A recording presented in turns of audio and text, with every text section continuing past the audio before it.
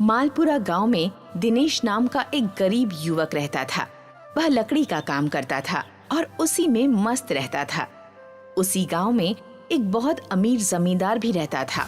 उसका भी दिनेश की उम्र का एक बेटा था। उसका नाम तरुण था।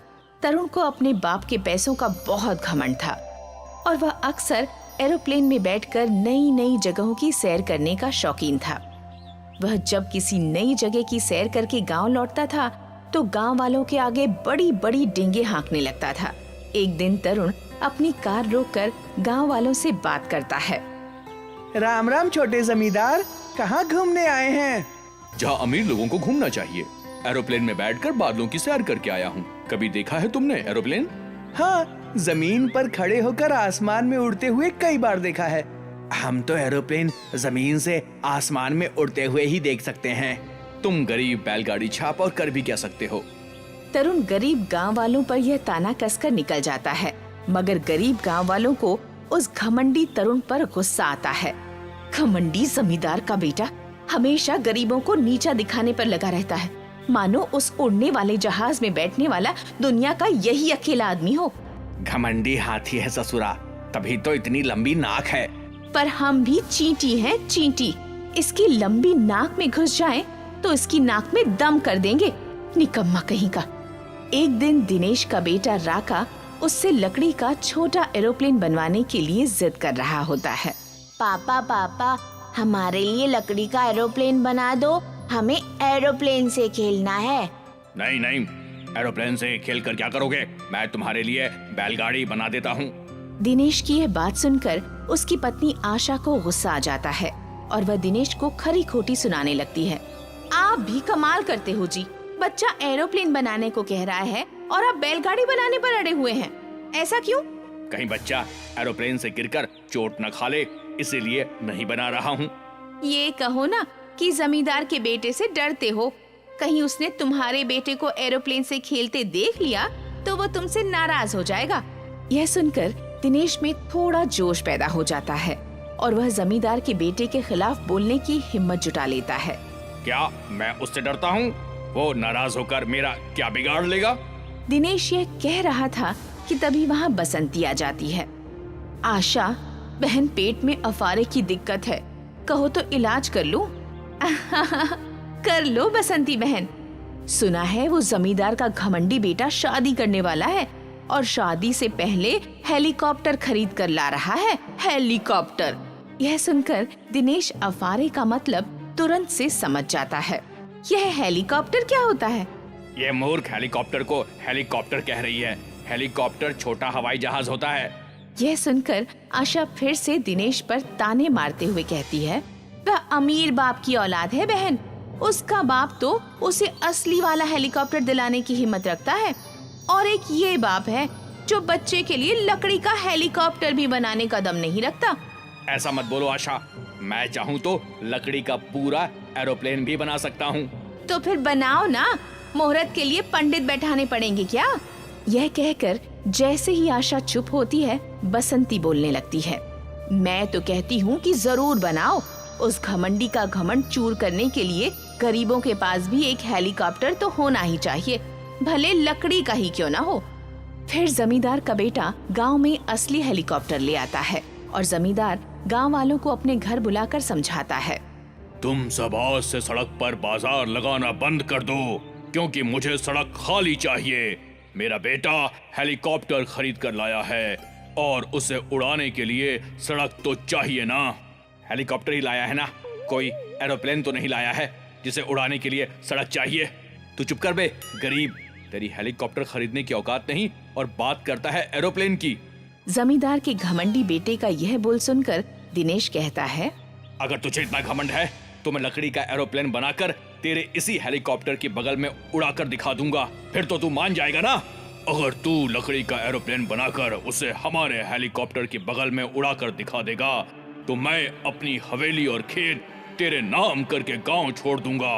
और अगर मैं ये न कर सका तो मैं भी अपना सब कुछ तुम लोगों को देकर गांव छोड़ दूंगा, ठीक है? दिनेश की इस बात से तरुण खुश न हुआ और बोला, तुम्हें अकेले नहीं बल्कि सारे गरीबों को गांव छोड़कर जाना होगा। शर्त मंजूर है तो बोलो। क्यों भाई गांव वालों, मंजूर है तुम्हें? दिनेश पहुंचा हुआ खिलाड़ी था और ऊपर से गांव वाले जमींदार के घमंडी बेटे के घमंड से भी तंग आ गए थे। इसलिए सब ने बिना विचार किए ही हामी भर दी। हाँ, हम सबको आपकी शर्त मंजूर है। उस दिन के बाद दिनेश दिन रात लकड़ी का एरोप्लेन बनाने में लग जाता है और जमींदार मन ही मन यह सोचकर खुश होता रहता है कि अब तो गांव के सब गरीब किसानों के घर और खेत उसके हो जाएंगे, क्योंकि दिनेश का लकड़ी का एरोप्लेन उसके असली हेलीकॉप्टर के सामने एक खिलौना ही साबित होगा। क्या बे दिनेश, तो कुछ कर भी सकेगा या अपने साथ साथ हमें भी डुबोएगा? तुम चिंता मत करो, मैं ऐसा एरोप्लेन बनाऊंगा जिसमें गांव के सभी गरीब बैठकर आसमान में उड़ते दिखाई देंगे। देख लेना, कहीं हम आसमान में उड़ने के बजाय गांव छोड़ने के लिए सड़क पर धूल उड़ाते ना नजर आए। इस तरह 1 महीना बीत जाता है और दिनेश कहीं की ईंट और कहीं का रोड़ा जमा करके लकड़ी का एक बहुत बड़ा एरोप्लेन बना लेता है। ये पूरा एरोप्लेन कार के पहियों पर खड़ा था। इस एरोप्लेन को देखकर जमींदार और उसका बेटा दोनों हंसने लगते हैं। अरे ये एरोप्लेन बनाया है या लकड़ी की बस? आसमान में उड़ना तो दूर, इसका तो सड़क पर चलना भी मुश्किल है। उनकी ये बात सुनकर गांव वाले डर जाते हैं और दिनेश की तरफ संदेह से देखने लगते हैं। अरे भाइयों, उनकी बातों को भूलकर एरोप्लेन में लगी लकड़ी की सीटों पर बैठ जाइए। आपके बैठते ही ये अपने आप चलने लगेगा और फिर आसमान में उड़ जाएगा। उसकी बात सुनकर गांव वाले मन मारकर एरोप्लेन में बैठ जाते हैं और फिर जमींदार और उसका बेटा भी अपने हेलीकॉप्टर में बैठ जाते हैं। फिर कुछ ही मिनटों में जमींदार का हेलीकॉप्टर तो आसमान के चक्कर काटने लगता है, मगर दिनेश का एरोप्लेन चींटी की चाल से सड़क पर ही चलता रह जाता है। अरे उड़ना तो दूर, ये तो ठीक से दौड़ भी नहीं पा रहा है। अरे मरवा दिया, अब तो खाली हाथ गांव छोड़ना पड़ेगा। चुप करके बैठो, एरोप्लेन तेजी से दौड़ते हुए आसमान में उड़ने वाला है। दिनेश का यह कहना था कि लकड़ी के एरोप्लेन में न जाने कहां से जान आ गई। वह सचमुच ही दौड़ते हुए आसमान में उड़ने लगा और जमींदार के हेलीकॉप्टर की बगल में से होते हुए उससे आगे निकल गया। इस तरह जमींदार की हार हुई और उसके घमंडी बेटे का सारा घमंड चूर चूर हो गया। वे दोनों बाप बेटा अपनी हवेली और खेत दिनेश को देकर शहर चले गए। फिर दिनेश ने हवेली अपने पास रख ली और खेत सब गांव वालों में बांट दिए। इस तरह सब गांव वाले दिनेश की बुद्धिमत्ता को मान गए। फूलपुर नाम के एक गांव में एक जादूगर रहता था। अपनी कला से वो लोगों को जादू दिखाकर अपने और अपने बच्चों की परवरिश किया करता था। बड़ा बेटा राजू, जो बचपन से ही पायलट बनना चाहता था, और छोटा बेटा श्याम, जिसका सपना था कि बड़ा होकर वो आलीशान गेस्ट हाउस खोले। उन्हें अपने पिताजी के करतब से कोई लेना देना नहीं था। वो हमेशा से उनके करतब के खिलाफ थे।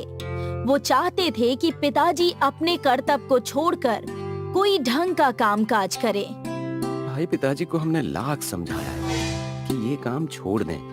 कब तक करतब और कबूतर उड़ाकर घर चलाएंगे?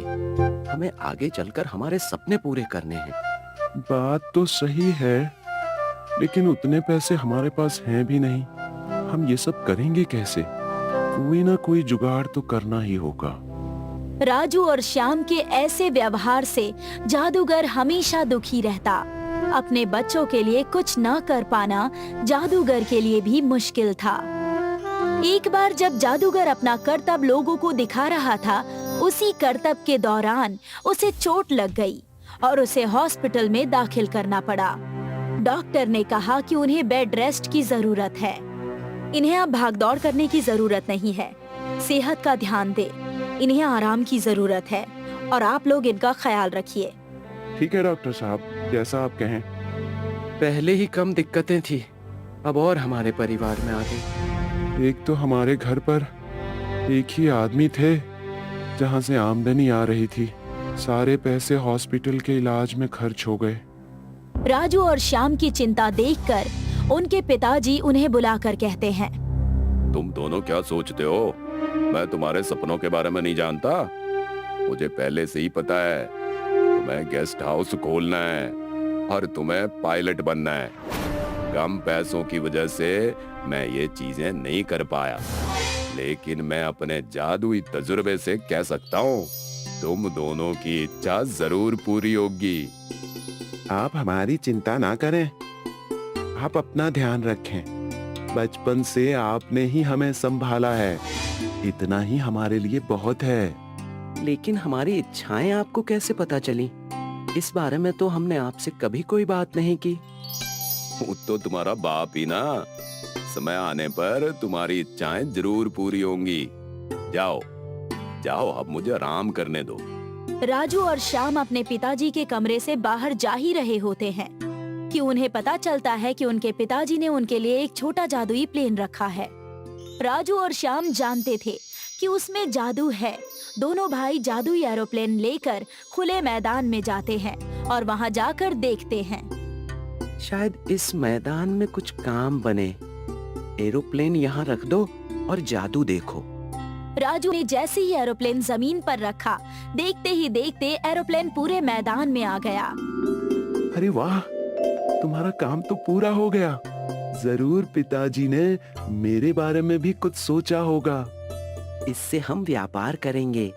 विदेशी लोगों को हमारे गांव में विमान से लाकर उसका उपयोग करेंगे। मुझे तो यकीन ही नहीं हो रहा है। हमारा कारोबार बहुत चलेगा अगर हम इसे चला पाए तो। ठीक वैसा ही हुआ। राजू अपने जादुई एरोप्लेन से विदेश जाकर विदेशियों को लाता। समय बीत रहा था। जादूगर की तबीयत अब ठीक हो चुकी थी। अपने बच्चों को खुश देखकर वो बहुत खुश था और एक दिन अपने बच्चों के एरोप्लेन के चक्कर लगाने के लिए जादूगर चला जाता है। अरे वाह राजू बेटे, तुमने तो बहुत अच्छा व्यापार संभाला हुआ है। मैंने तो छोटी सी एरोप्लेन रखी थी यहाँ। देखने से पता चल रहा है कि दोनों भाइयों ने मिलकर आलीशान महल बना दिया है।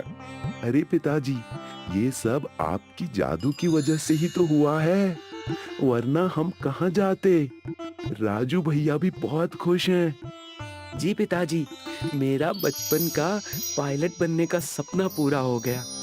मैं पढ़ तो नहीं सका, लेकिन आपके जादू की मदद से मैंने हर चीज हासिल कर ली है।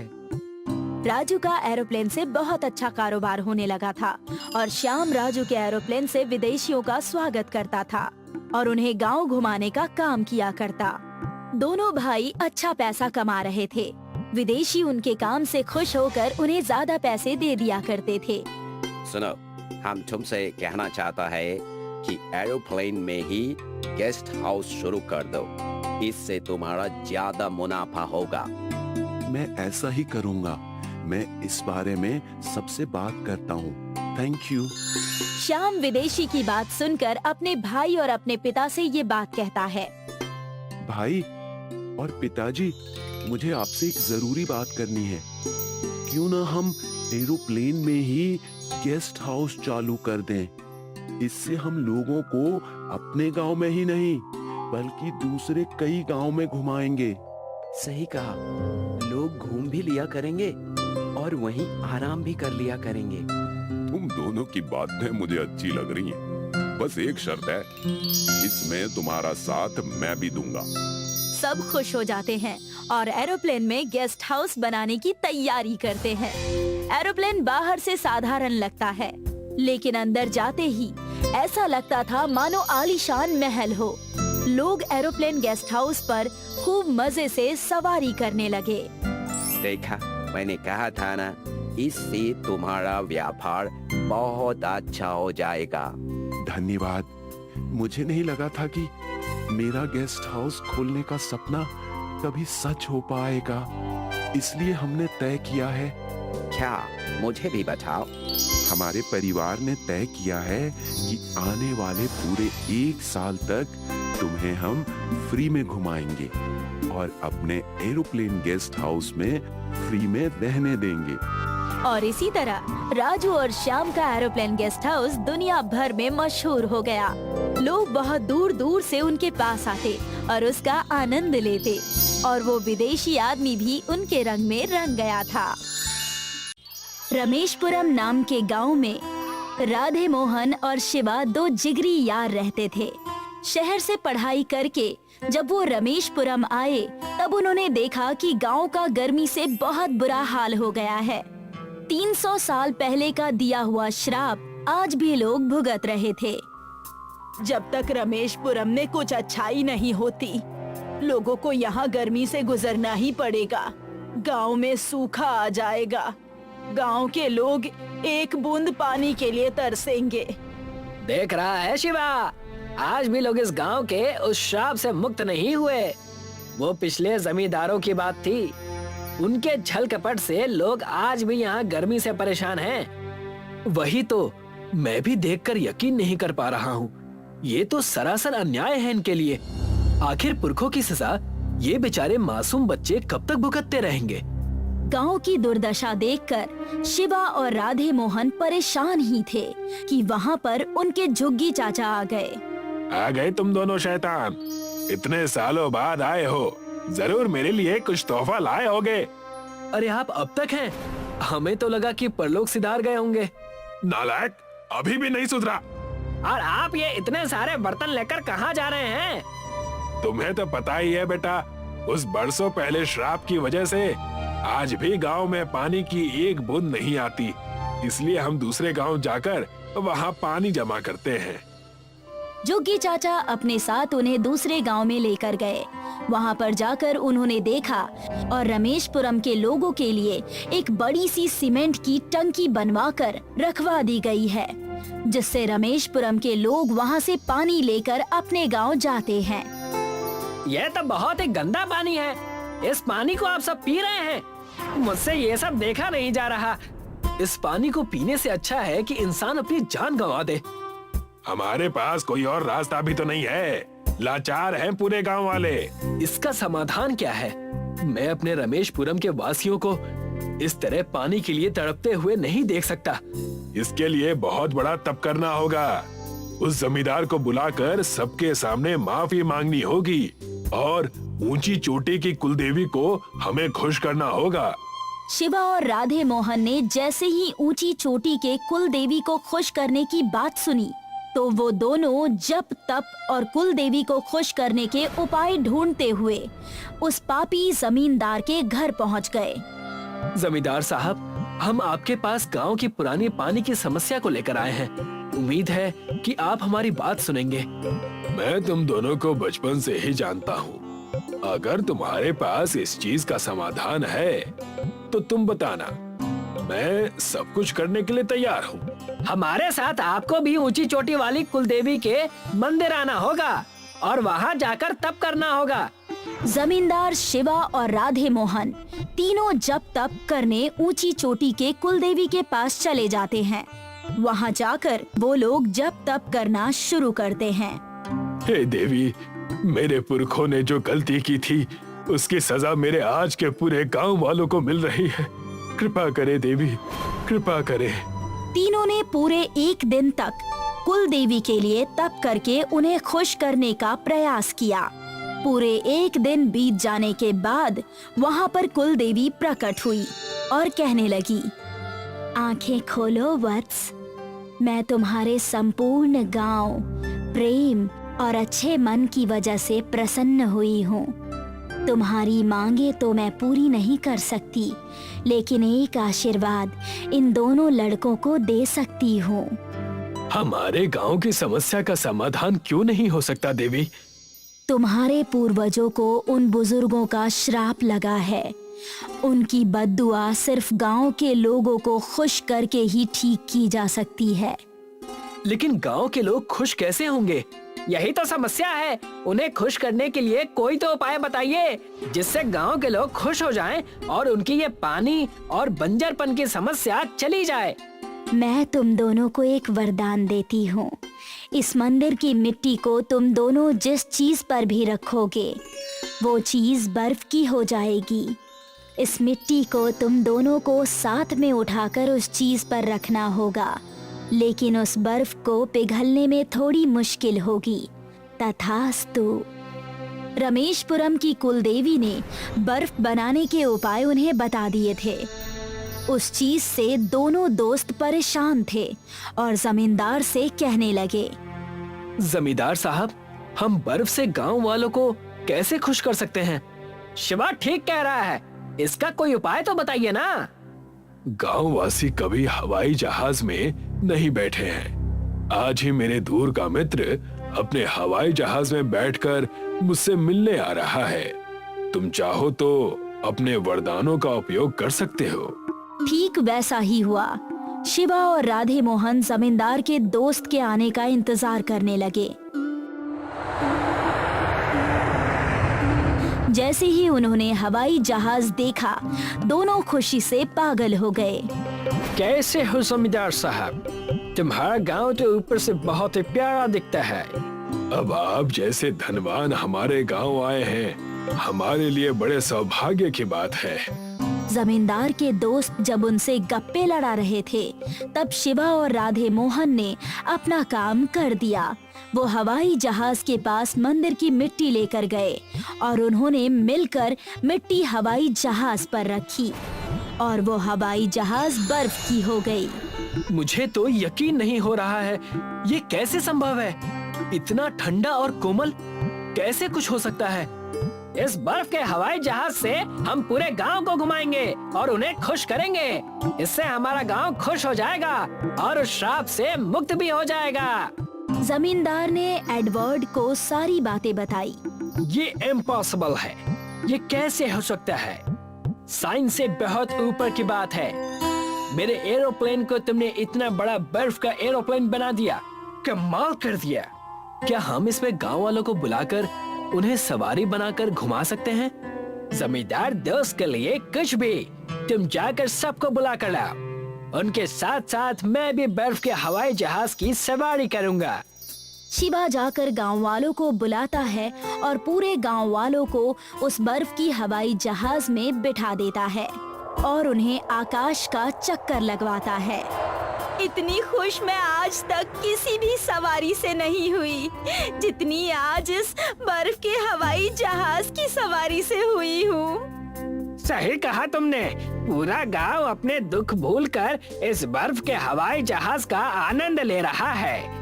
पूरा रमेशपुरम गांव उस बर्फ के हवाई जहाज में आनंद लेकर नीचे उतरता है। सारे गांव वाले खुश नजर आ रहे थे। देखते ही देखते रमेशपुरम में 300 साल बाद बारिश होने लगी।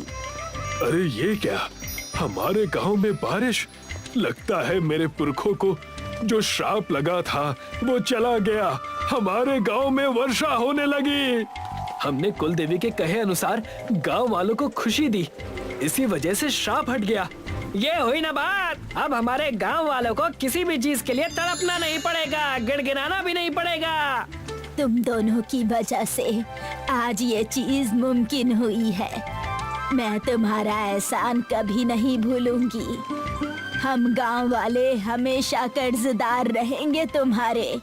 सही कहा दादी ने, ये सब तुम्हारी वजह से हुआ है। पूरा गांव इस बात का जश्न मनाएगा। अब सारे गांव वाले खुशी से झूमने लगे, बारिश का आनंद लेने लगे और बर्फ की हवाई जहाज पहले के जैसी बन गई, जिसे देखकर एडवर्ड भी बड़ा खुश हुआ।